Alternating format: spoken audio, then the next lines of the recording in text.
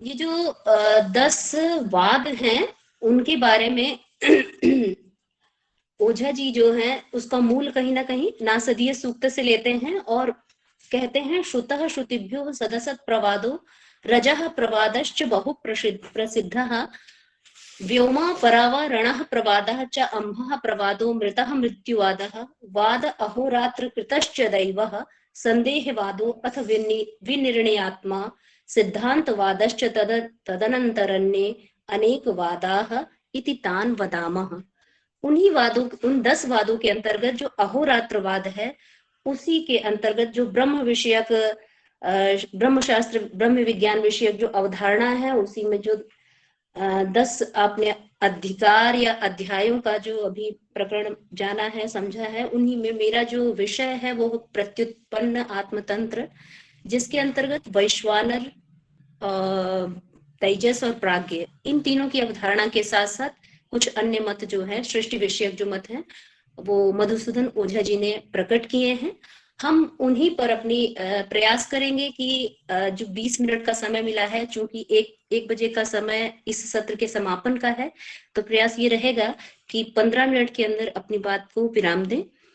तो सबसे पहले हम देखते हैं कि जो ओझा जी ने 3 जो स्वरूप बताए हैं, वैश्वानर, तेजस और प्राज्ञ के, तो एक अवधारणा जो तीनों में मिलती है, हमने मांडव्य उपनिषद भी देखा है, मुंडकोपनिषद देखा है, वहां पर भी सब जगह ये जो इस विषयक अवधारणा है वो भी प्रकट हुई है। उसको थोड़ा सा संक्षिप्त रूप में समझते हुए हम आगे बढ़ेंगे। जैसे मांडुक्य उपनिषद में वैश्वानर के स्वरूप को बताते हुए कहा गया है कि जागरित स्थानो बहिष्प्रज्ञः सप्तांग एकोनविंशति मुखः स्थूलभुक् वैश्वानरः प्रथमः पादः। यहाँ पर वैश्वानर को जो प्रथम पाद के रूप में प्रतिपादित किया गया है। अब जब ये इनकी अवधारणा को देखते हैं ओझा जी की, तो ओझा जी पूरी जो उनकी सृष्टि व्यवस्था है, सृष्टि उत्पत्ति का जो क्रम है, वो 3 रूपों में बटा हुआ है। वो 3 प्रकार की सृष्टि मानते हैं, सचेतन, अचेतन और अस्फुट चेतन। तो सचेतन, अचेतन और अस्फुट चेतन में पहले जब वो वैश्वानर की बात करते हैं, तो हम वैश्वानर की बात करें या तेजस की बात करें या प्राज्ञ की बात करें, तीनों में जहां वो बात करते हैं तो 2 प्रकार की, अभी हम लोग शुरू से बात करते आ रहे हैं, उसको समझते आ रहे हैं कि 2 प्रकार की बात को जो ये प्रमुखता से द्योतित कर रहे हैं। तो वहां एक तो वो द्यूरस, द्यू को और पृथ्वी को। तो मेरा जो प्रत्युत्पन्न आत्मतंत्र में जो विषय विचार है उनका, उसमें उन्होंने अधिकांशतः जो बात की है, द्यूरस और पृथ्वी रस को सम्मिलन से सृष्टि उत्पत्ति की बात की है।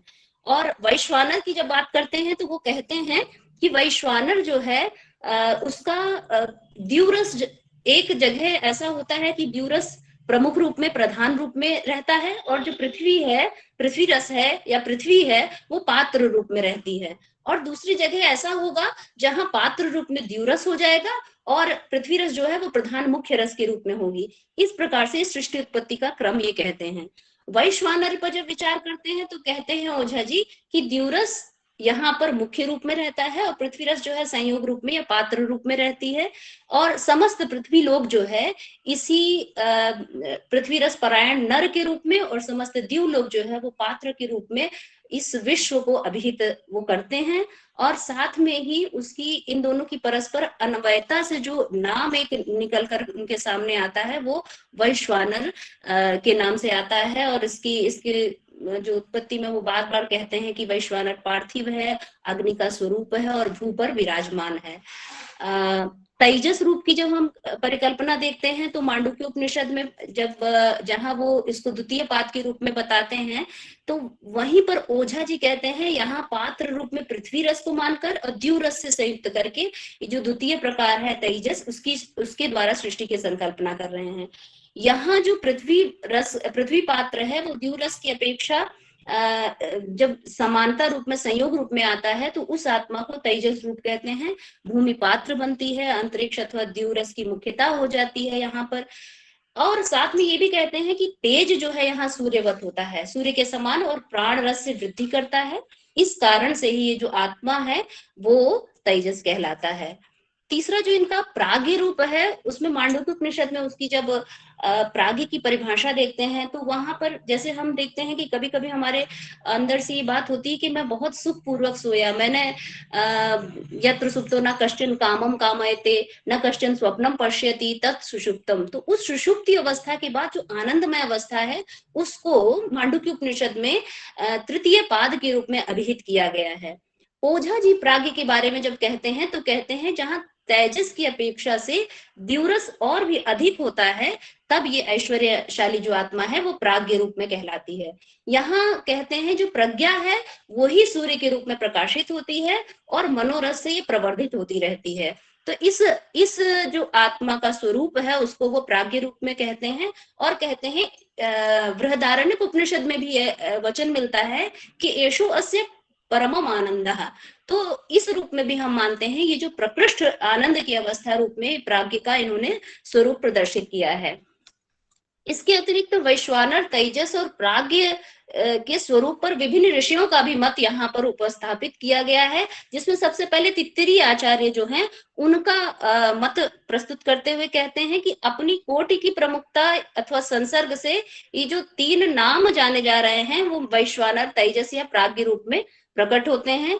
द्वितीय मत देते हुए अन्य आचार्यों का कहते हैं जहां तीनों लोकों में विभिन्न पात्रों के परिवर्तन से अथवा तीनों के सम्मिलित संयोग से जो सृष्टि उत्पन्न होती है उसको यहाँ पर इन तीनों नामों से अभिहित किया गया है।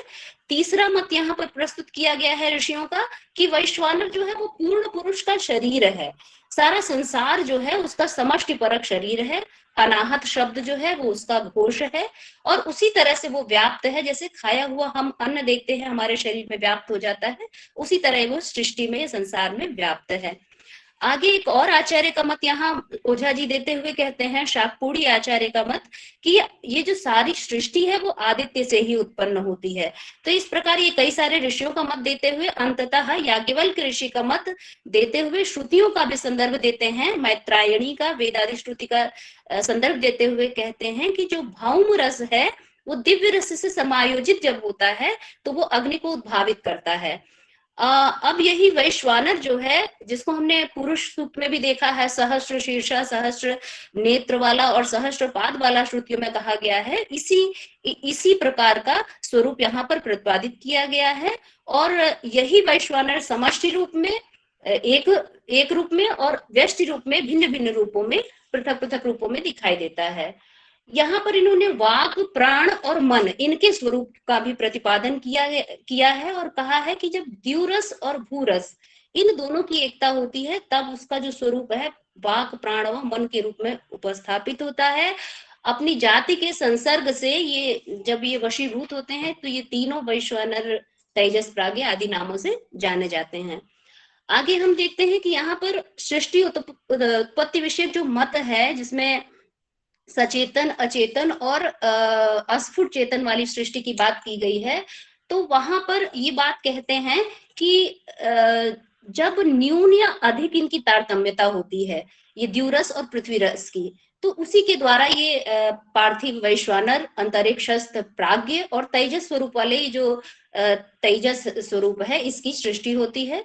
ये कहीं ना कहीं इन्हीं की न्यून अधिकता से ही विभिन्न प्रकार के आत्मा के जो विभाग हैं वो उत्पन्न होते हैं।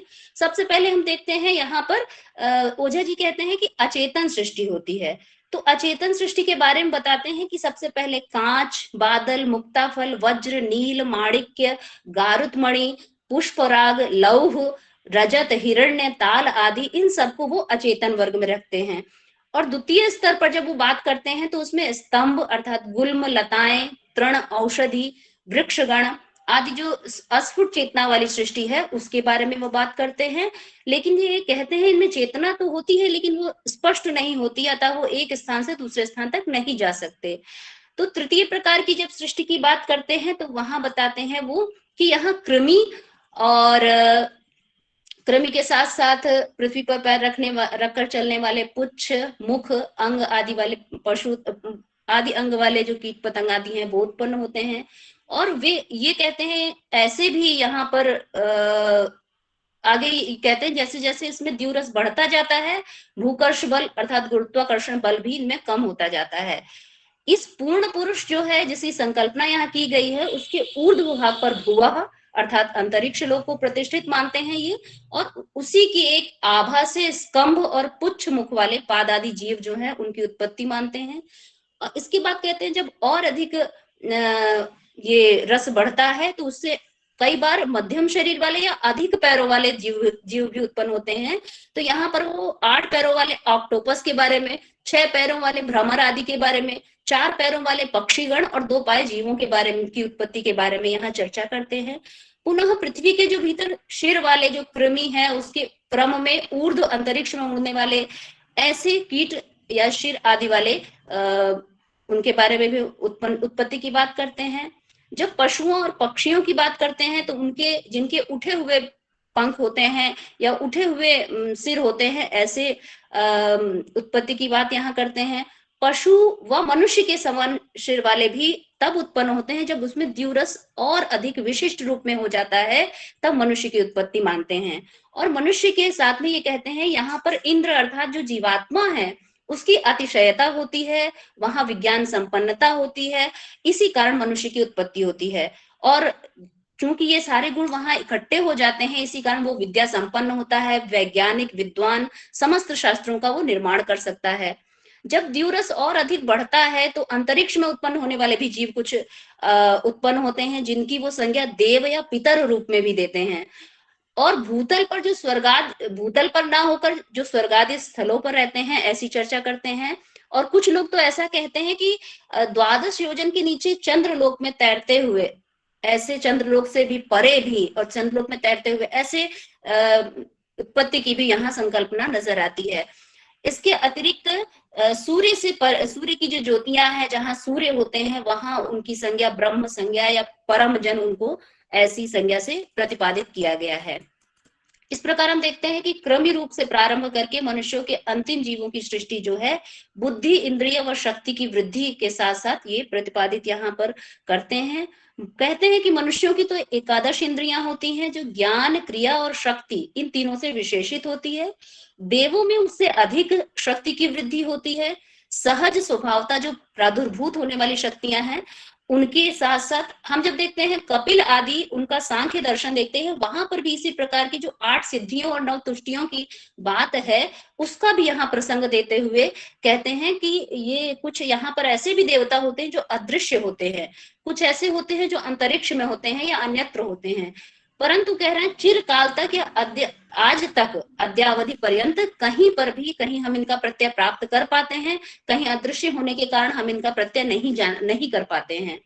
जल की बिंदुओं में भी ये कहते हैं कि सैकड़ों प्रकार के कीट होते हैं। इसी प्रकार अग्नि की ज्वाला में भी बहुत सारे कीट समूह होते हैं जो साधारणतः हम सबको नहीं दिखाई देते हैं हमारी आंखों से, लेकिन वैज्ञानिक आदि जो माइक्रोस्कोप है, सूक्ष्मदर्शी यंत्र है, उनसे वो उनको देख सकते हैं।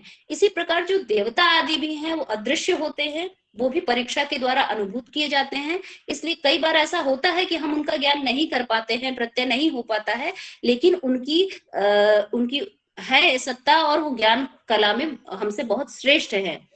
सिद्धर्षि ये जो कपिल आदि सांख्य सूत्रों में विशाल सर्ग व्यवस्था है उसका भी वर्णन यहाँ पर करते हुए 8 प्रकार की सिद्धियों को कहते हैं चंद्रलोक से नीचे प्राप्तव्य है, और तुष्टियां जो हैं उससे भी परे तुष्टियों सहित सिद्धियां भी प्राप्त की जा सकती हैं। जब ये सांख्य की सर्ग व्यवस्था में 8 प्रकार की सिद्धियों की बात करते हैं तो कहते हैं इसके द्वारा हमें चंद्रलोक की प्राप्ति होती है, और उसके नीचे और परे जो है तुष्टियों सहित सिद्धियां प्राप्त होती हैं। यहाँ पर ये सुश्रुत और चरक की भी का भी उदाहरण देते हैं और कहते हैं कि इससे शरीर में अन्य आत्मा और अन्य गति के रूप में भी विचार किया जा सकता है, जैसे ग्रह आदि हैं अथवा उनके द्वारा जो यथार्थ रूप में सत्व आदि प्रतीत हुए कहे जाते हैं, तो या स्तंभ आदि की श्रेणी के जो लोग हैं या जो शरीर ऐसे हैं जो ब्रह्म परायण हैं, जन्म व मृत्यु को भजने वाले हैं, ऊर्ध्व को धारण करने वाले हैं, इन सबके कर्म वशीभूत होकर के इनकी विपर्य को इसकी योनि गति को इनकी जो झूठी हो जाती है उसका भी प्रतिपादन यहाँ पर किया गया है। द्युरस और पृथ्वी रस इन दोनों के बंधन के कारण ही ये इसमें स्थिर रहते हैं और मोक्ष पर्यंत स्थिर रहते हैं जब तक इनका मोक्ष नहीं हो जाता। इसके साथ साथ वो कहते हैं कि नाना प्रकार की जो योनियां होती हैं उनमें नाना प्रकार के भोग करने पड़ते हैं जिसके कारण वो जन्म और मृत्यु के चक्र में स्थिर होते हैं। अब ये जो पृथ्वी और द्यौ है, दोनों में जैसी अग्नि उत्पन्न होती है, उसी से एक से वैश्वानर, फिर तेजस अथवा आदित्य दूसरे को कहा गया। इन्हीं के कारण से इनको दो अहनी अथवा दो दिन के रूप में, या अहोरात्र जो बात हम कह रहे हैं उसके रूप में प्रतिपादित किया गया है। यहाँ पृथ्वी को कृष्णा रात्रि और देव को दिन की भांति उज्जवल बताया गया है। सब कुछ देव से ही है, इसलिए अहोरात्र से ही सब कुछ उत्पन्न हुआ है। इस प्रकार का सृष्टि क्रम यहाँ पर वर्णित है। इसके साथ में ही प्रत्युत्पन्न आत्मतंत्र में ही एक कथा प्रसंग का भी उल्लेख करते हुए माद्री की कथा लाते हैं, और माद्री की कथा के माध्यम से वो आत्मयोग का जो बल होता है उसका भी प्रतिपादन करते हैं। पारिभाषिक शब्दावली को देखा जाए तो इस प्रत्युत्पन्न आत्मतंत्र में वो बहुत सारे ऐसे शब्दों का प्रयोग करते हैं जिनकी बड़ी व्याख्या अपेक्षित है, जैसे प्रक्रम है, प्राति स्वीकात्मका, स्वीकात्मा, वैश्वानर, तेजस, प्राज्ञ, अनाहत शब्द, भौमरस, द्युरस, पृथ्वी रस, स्तंभ, अस्कंभ, देवनिकाय आदि आदि बहुत से ऐसे शब्द हैं जो पारिभाषिक पदावली में हैं, और उन पर इन्होंने संकेत मात्र करते हुए और हम सबको उसके बातों को प्रतिपादित करते हुए बताया है। अब निष्कर्ष रूप में देखें तो हम ये कह सकते हैं कि यहाँ पर ज्ञान की दृष्टि से सत्य के दो रूप प्रतिपादित किए गए हैं। एक तरफ तो ये कहते हैं कि सत्य एक है, सत्य एक है, और दूसरी तरफ सत्य बहुत है। और व्यवहारिक तौर पर हम देखते हैं तो प्रत्यक्ष प्रमाण सबसे अधिक प्रमाणित हम सबके द्वारा देखा जाता है आज के समय में। तो हम देखते हैं कि हम सब चेतन बहुत संख्या में दिखाई देते हैं, संसार बहुत्ववान है। तो इसका मूल है क्या, तो यहाँ पर ये कहते हैं हाँ, मूल में बहुत्व भी है, मूल में एकत्व है, और हमें सामान्य रूप से बहुत्व भी दिखाई देता है। यहाँ वेदांत का संदर्भ भी देते हुए कहते हैं जहां वेदांत एकत्व का प्रतिपादक है, वहां सांख्य आदि दर्शन जो है वो बहुत्ववान के प्रतिपादक हैं। उनका जीवन दर्शन जो है वो कहते हैं एक मूल पुरुष है, उसी की पुरुष बहुत्व की धारणा उसी से पनपी है। बहुत्वता लेकिन बाद में आई है, बहुत बाद में आई है।